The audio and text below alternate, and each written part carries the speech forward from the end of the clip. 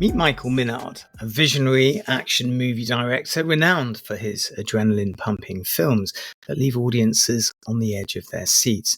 While his unparalleled creativity has captured the hearts of a global audience, he's back with his latest offering, You Should Have Killed Me.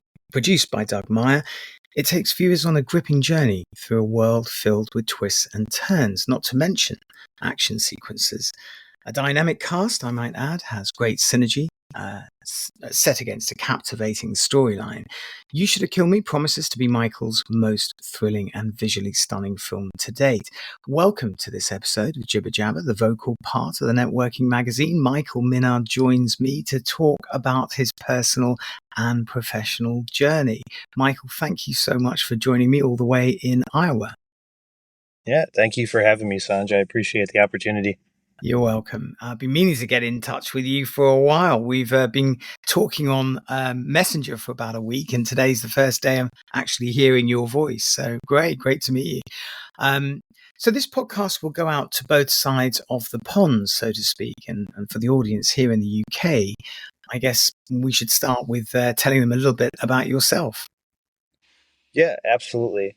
So as you mentioned, my name is Michael James Minard. I'm a independent filmmaker from Waterloo, Iowa. I think I made the joke that Waterloo is kind of the Slipknot state. Yeah, you did. Yeah. So if you don't know, and you live under a rock or something, Slipknot is a very, very huge metal band from Des Moines, Iowa. Wow. But yeah, they get enough plugs already. They don't need any more. But yeah, back to myself. Yeah, I have been basically making films full time since I graduated film school in 2020, and I've been basically, doing 2 or 3 short films a year up until last year when I decided to take the next step and make my first feature length film, which is the film we're talking about. You Should Have Killed Me. Yeah. Because I guess, I mean, one of the things that fascinated me is that you use your education to sort of lean back against to produce movies. How much of the theory do you actually use in real life? Oh, I mean, so much of it just kind of feels like muscle memory now. You kind of do it so much that you don't even really think about doing it anymore. Yeah. But I mean, as far as like visual storytelling, it's really nice to have that knowledge kind of stored in the back of your head.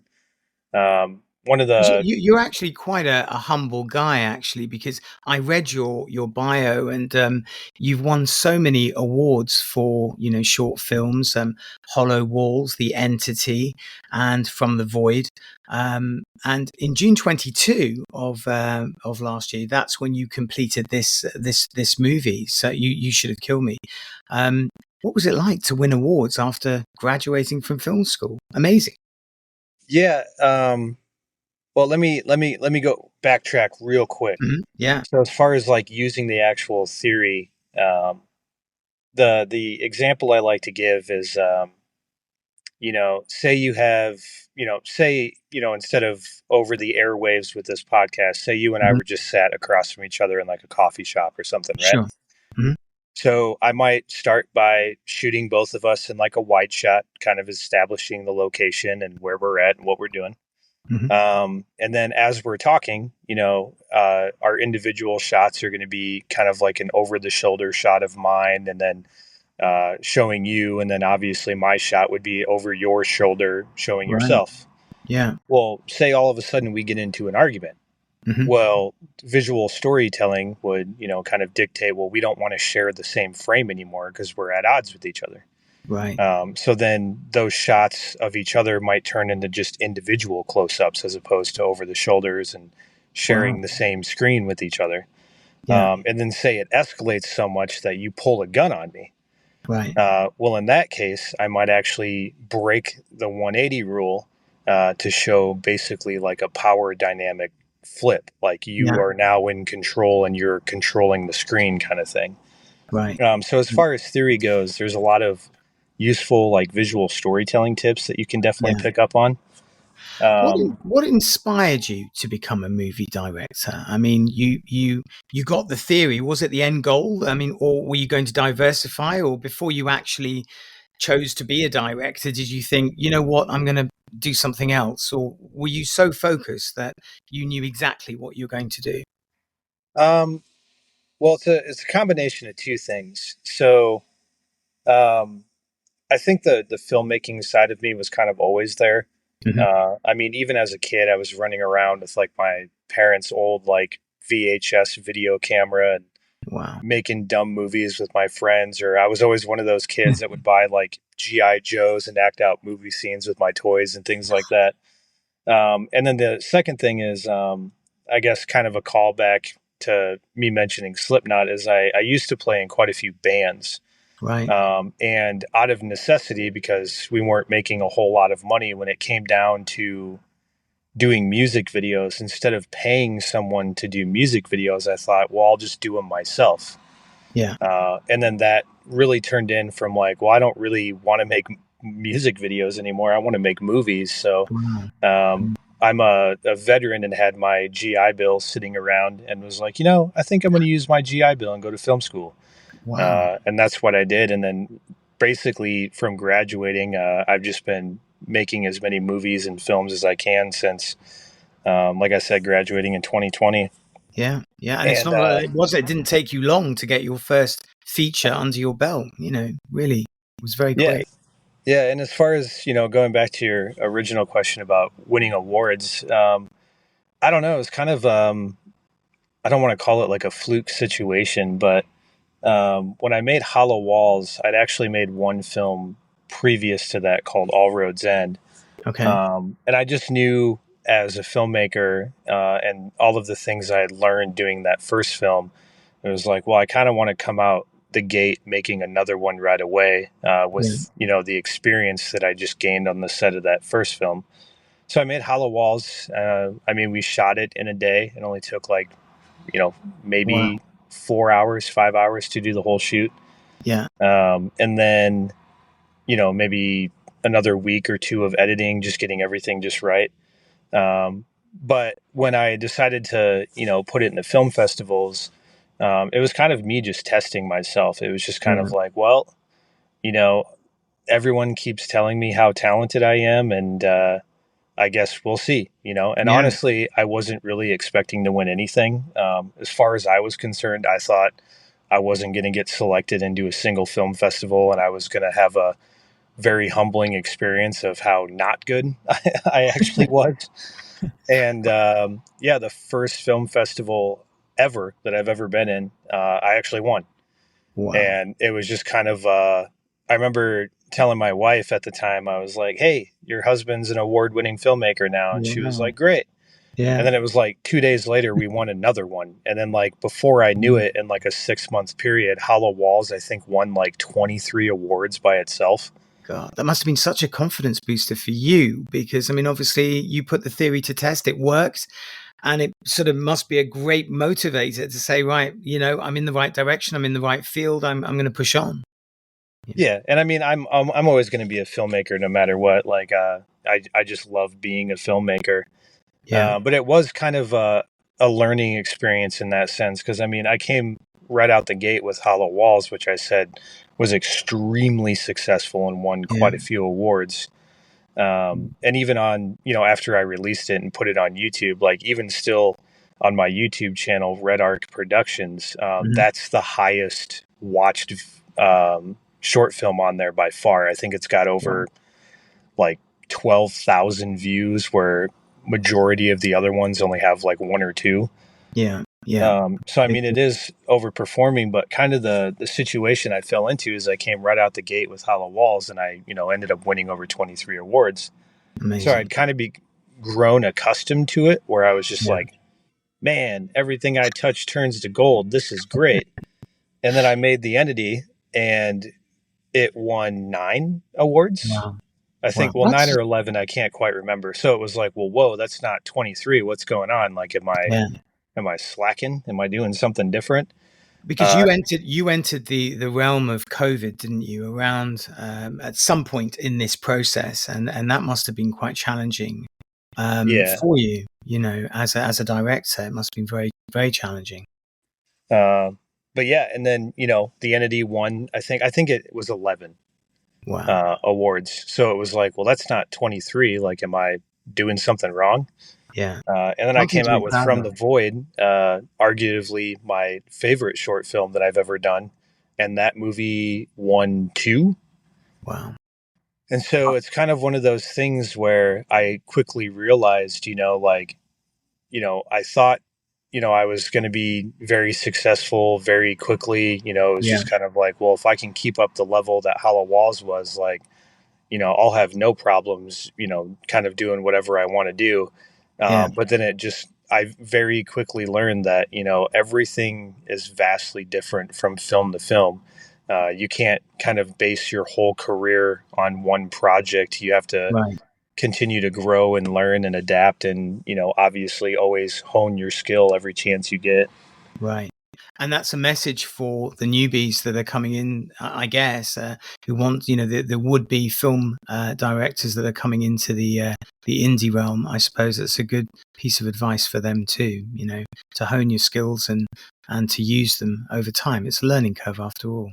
Um, so let's talk about the approach that you use, because I watched the YouTube clip of your latest film, You Should Have Killed Me, and I want to know about your approach to create action sequences in the films. I know that you mentioned a little bit about You and Me being filmed in a bar, having a cup of coffee, and getting into an altercation.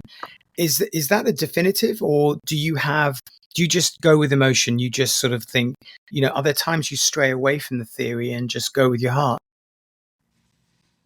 I mean, a little bit of both. Mhm. Like, I mean, obviously, any film that a filmmaker puts out always has a little bit or a lot of bit of themselves in it.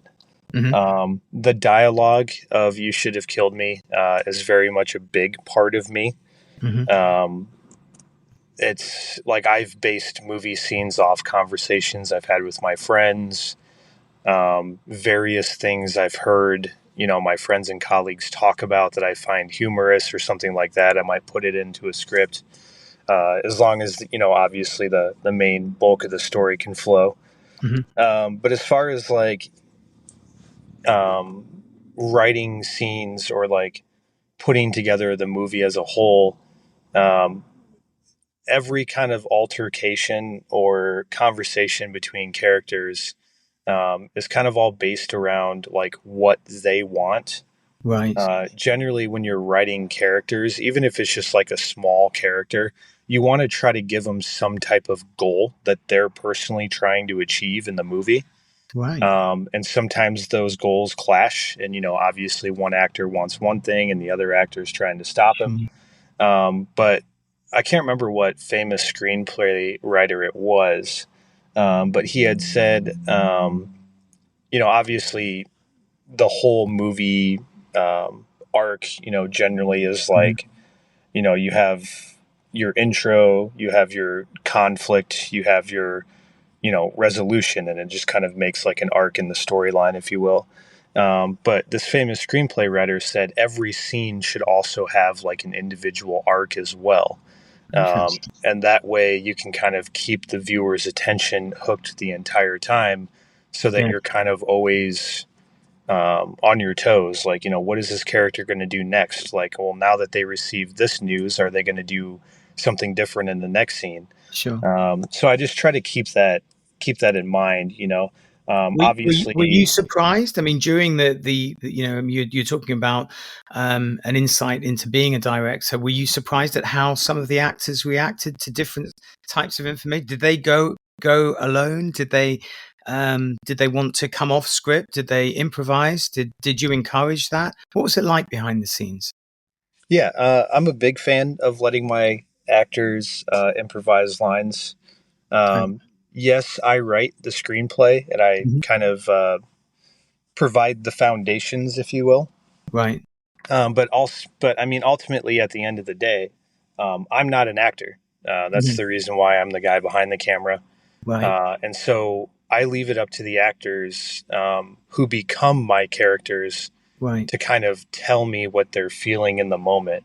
You know, Yeah. if an actor's like, hey, I don't think my character would say it like this. I think they would say, you know, basically the same line, but they might word it a little bit differently. Or, Hmm. you know, I've had actors, especially, and You Should Have Killed Me. There's two stoner characters that tend to be the crowd favorite when anyone kind of watches it. They're kind of the Right. comedic relief throughout the film.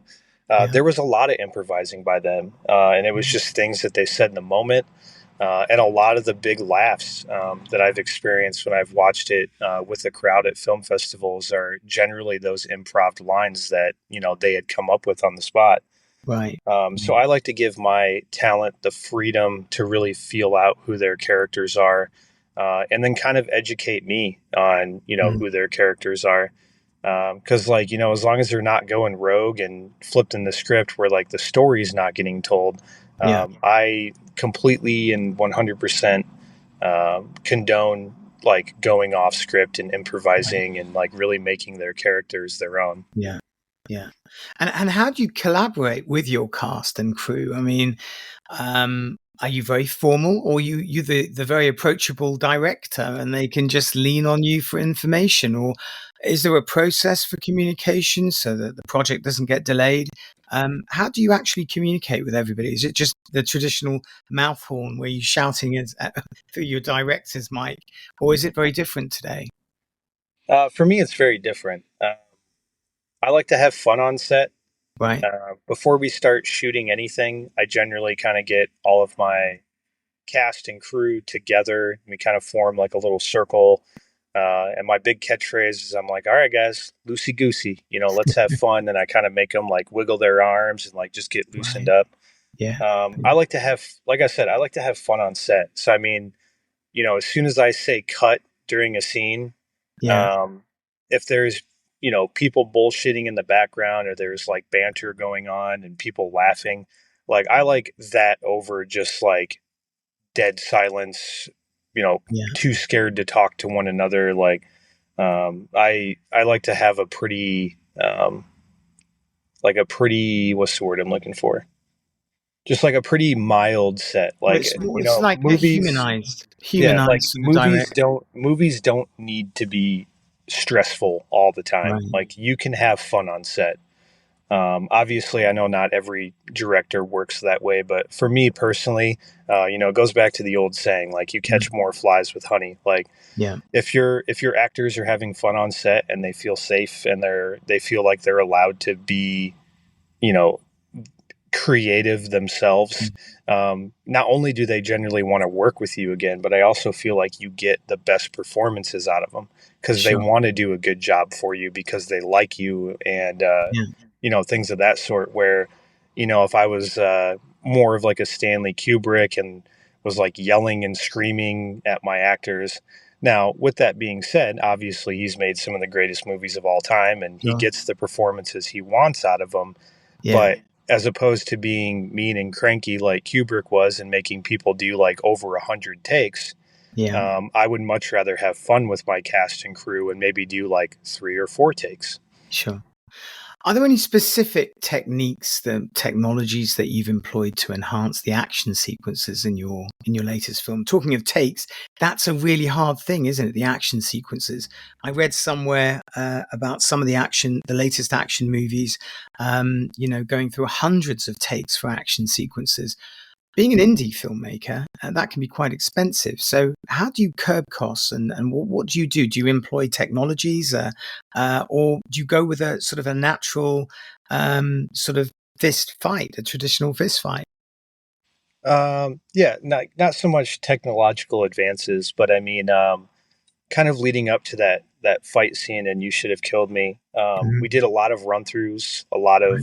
of practice sessions, if you will, Hmm. not only to get the cast members comfortable doing it, but also, you know, to kind of get an idea of where we wanted our cameras to be and like what Right. angles and whatever it may be. Um, and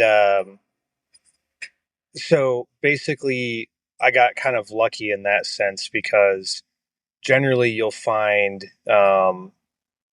actors and you kind of got to teach them how to fight. Right. Whereas all of my actors were actually fighters. Right. So everybody in that scene are, MMA fighters in their own right Wow. and Okay. basically became actors. Right. So I like to Big jokingly advantage for say, you. yeah, like I like to jokingly say, instead of teaching actors how to fight, I took fighters and taught them how to act. Nice. I like that. Which is not me because all of those guys were already great Yeah. actors. They Yeah. just happened to be, like I said, like MMA Yeah. fighters before that. Yeah. So Brilliant. they choreographed the entire thing. And Damian Mancino, the guy who's the lead of the film, who plays Monty, He's a rough guy. Yeah. Rough yeah, guy. he made me promise. He goes, I don't want to do, a fight scene like the Bourne Identity with a lot of handheld Yeah. shaky cam stuff. He's like, I want to do more of like a John Wick type thing and have the camera be very smooth and stable, Yeah. and actually give the fighters a chance to kind of show off, Yeah. their knowledge of like actually fighting. He And definitely had the so, look, didn't he? He's got that look about him as well, which I think is complementary to the action sequences. He looks mean, you know. yeah, I mean, Damien's for real, man. Those cauliflower ears are not prosthetic, man. He's I think I remember asking him what his record was one time, and I think between boxing and actual MMA, I think he's like, up to like 60, 70 some fights. So I mean, Yeah. he had been doing it for quite a while before he decided to get into acting. So Wow.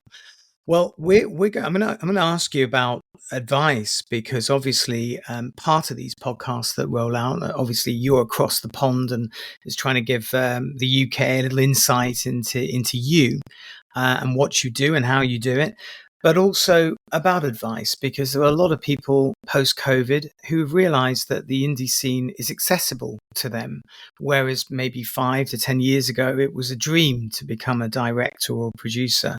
What advice would you give would-be directors today who want to enter this industry?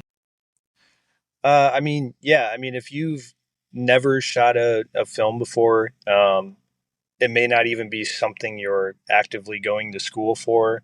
Right. You may not even have, a digital camera. Hmm. Generally nowadays, everyone has a smartphone. Right. I mean, iPhones are getting better and better and starting to Yeah. do some pretty crazy stuff. Yeah. So, I mean, if you want to get into it, you know, grab some of your friends, come up with like a, 5 to 10 page script and, shoot it with your friends, over the course of a weekend or something. And, Hmm. even if it never sees the light of day, like you're still going to gain that experience and have a better sense of Absolutely. how to move forward.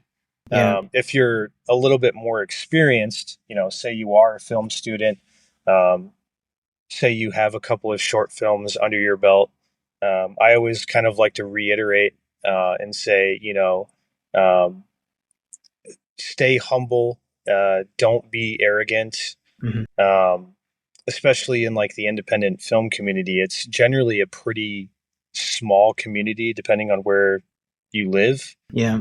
And word travels fast. I mean, if you're a nightmare to work with and you're not treating your cast and crew well, Yeah. word's going to spread, and it's going to be harder for you to find people that want to get involved to, make your next film. Right. So I always like to reiterate, just, stay humble, be respectful.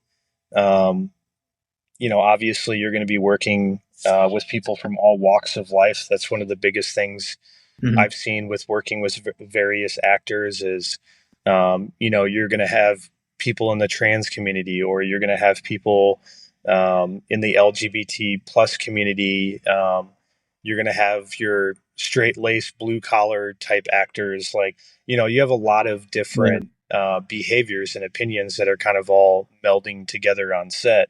Yeah. And as long as you can kind of be a ringleader for that and make sure that everyone feels safe and protected and is having fun on set no matter what. Hmm. Like I said earlier, generally you're going to have a better product. So If you can do that as a filmmaker, I mean, word's going to spread. Hopefully, obviously your projects are turning out the way you want them to and you're getting success. So, I mean, the more you work at your craft and the better you get, and the more and more people want to work with you. I say this all the time. I've said this several times over several podcasts I've done. Like, rising tides lift all boats. Mm-hmm. So, I mean, the more knowledge you get, the more people that are wanting to work with you, the better your projects are. It's going to lift everyone in your filmmaking community up together. You know what I mean? Yeah. It's interesting. You touched on grabbing your iPhone and getting on with it. You're from an academic background. But what if you're not? I mean, what if the paths from writer to writer director were such that you didn't go to film school? Can you still make it in the industry? Yeah, absolutely. Excuse me. That's okay. It's live. I mean, like, the director of photography for my film, and actually my assistant director for my film, You Should Have Killed Me. They're actually kind of a power couple. They've been dating for a while, and they own their own production company called Century Films. Mm-hmm. Those two are like a perfect example. They are hands down two of the most talented people in the state. And neither of them went to film school. They just decided one day that they wanted to make movies, and they just tried to get on as many sets to, at first, just help to gain the experience. And then once they felt confident enough, they started pulling the trigger themselves. Wow. And Actually love stories like that. yeah, Really. and those two, like, hands down, are incredible. Michael Huntington, excuse me, won an award for.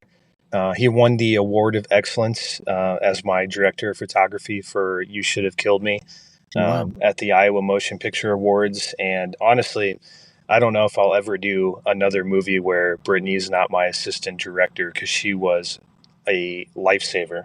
That gives a lot of hope to a lot of people. And, that's and great. like I said, they had no official training whatsoever. And whether it be watching YouTube videos, tutorials, whatever it may be, they just kind of taught themselves what they needed to get started. And from there, they, kind of gained the rest of their experience just from actually doing it. I mean, obviously, you're going to learn way more lessons on set doing it than you are in any classroom or watching any kind of tutorial videos. I like to say filmmaking is 90% troubleshooting, which it always is. There's always stuff going wrong, or gear not working, or especially depending on the location, like when we were shooting in that bar during the fight scene, obviously they can't turn off their beer coolers. So then you have to kind of work around what you're going to do for sound, because. Oh, we've lost your sound there for a second, I think, Michael. Hello, Michael, we've lost your sound a little bit. We are going live. We should be getting back to Michael any second now. Michael, are you there? Yeah, I can hear you. Yeah, brilliant. Okay, I know we've had a few. Well, we're talking about imperfections, and going live is one of those. So, yeah, you're all the way in Iowa, and I'm all the way in London, so we can expect a few difficulties. But yeah, I totally understand that there are a lot of difficulties or hurdles to overcome. I'm going to ask you this next question. That question was actually sent in from Phoenix Black, a screenwriter from Australia, and she's got another question to ask you.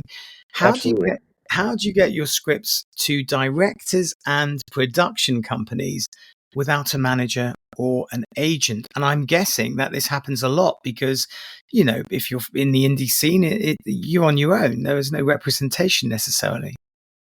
Yeah, so the first thing I would recommend to, like, any screenplay writers is, whether you have a project in film festivals or not, I would try to attend as many as you possibly could.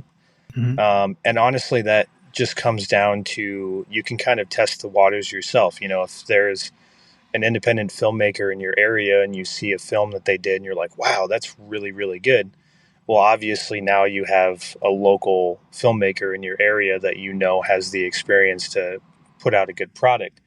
So then, basically work with them at that festival and just say, hey, I'm a screenplay writer. I would love to send you a few ideas if you're looking for, scripts to do. And then just network that way, because you'll get connected with a lot of the local filmmaking community. If you're trying to pitch your scripts to like larger studios without a manager or any kind of that thing, there's actually a website called inktip.com.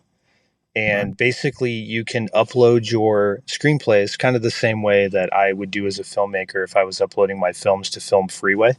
Right. But basically you can upload your screenplays, and then they kind of send out like announcements where it's like, hey, this studio is looking for a action film, between 150 to 200 pages.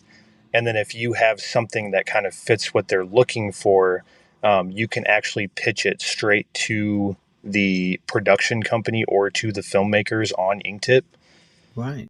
You've unwittingly saved a lot of people a lot of time, actually. That's a brilliant piece of advice. Yeah. So you kind of upload all your scripts to Inktip, and then they kind of make basically casting calls like, hey, we want to make this movie. We're looking for a script. And if you have a script that fits the criteria that they're looking for, you can basically pitch it directly to them. Interesting. Okay. Well, is there obviously you've got, this new movie, You Should Have Killed Me. How can people watch this movie? Where will it be made available? How can people across the pond watch this film? Yeah. So there's several places online that you can get a physical copy of the Blu-ray, if that's your thing and you kind of like to own the physical disc. You can get it on like Amazon, Walmart, Barnes and Noble.